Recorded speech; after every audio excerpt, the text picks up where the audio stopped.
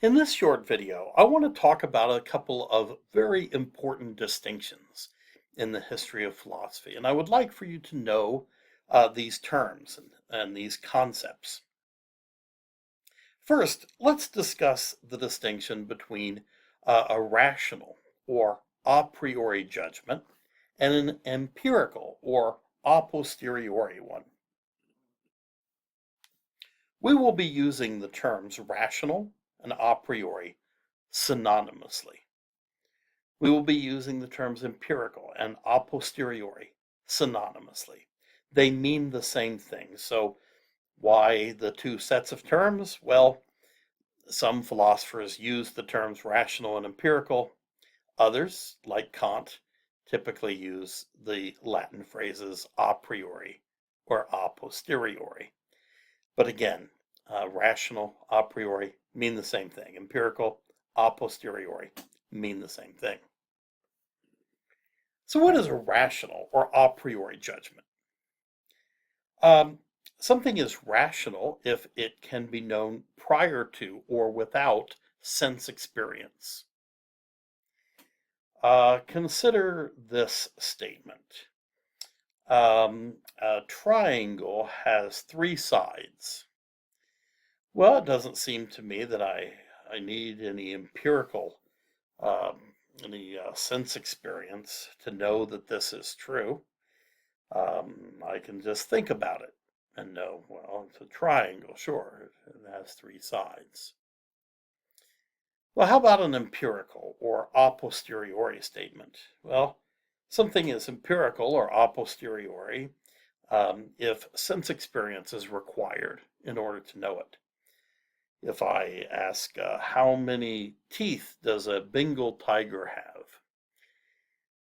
Well, that's not something that I can just close my eyes and think about and come up with the right answer. Let's see, tiger. How many teeth would it have? No, I need to look that up or find a tiger and start counting teeth.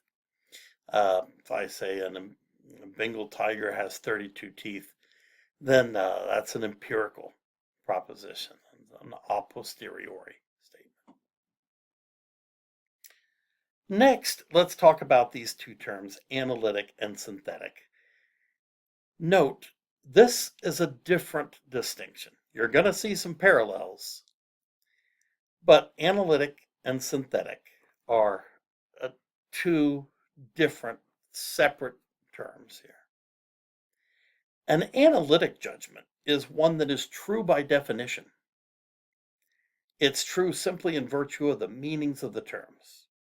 If I say all bachelors are unmarried, that judgment is analytic. It's analytically true. It is true by definition. If I understand what all of the words in that sentence mean, if I know how to put sentences together in a way that makes sense, then I also know that that's true. Something is synthetic if it is only contingently true. It could have been otherwise. I am wearing a red shirt.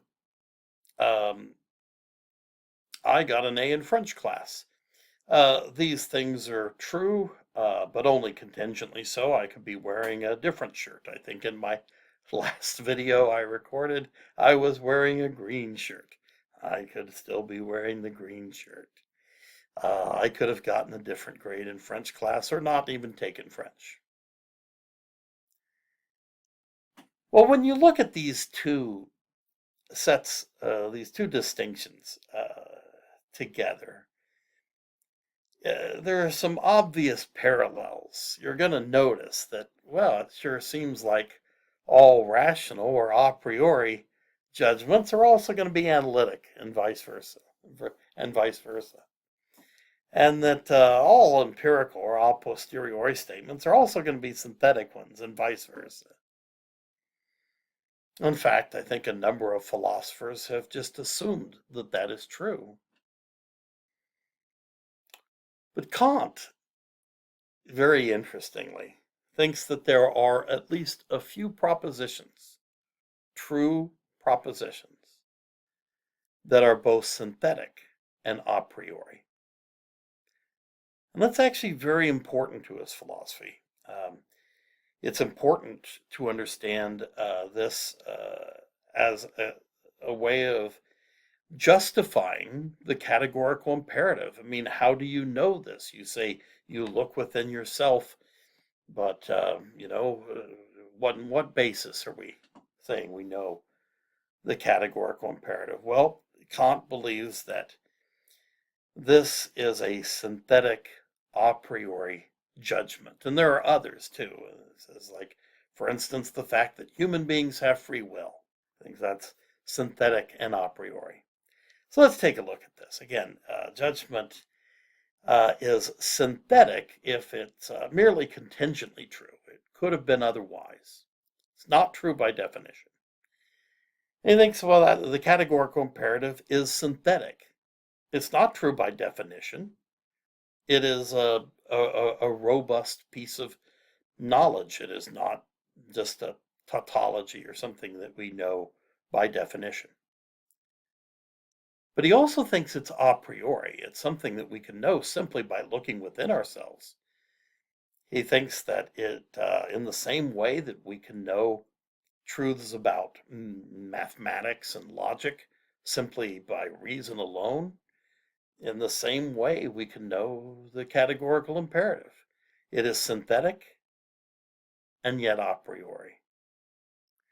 I want you to know these terms, and I would like for you to understand why Kant thinks that the categorical imperative is synthetic and a priori, and why that is so important to him and to his philosophy. Thanks. I'll see you in the next video.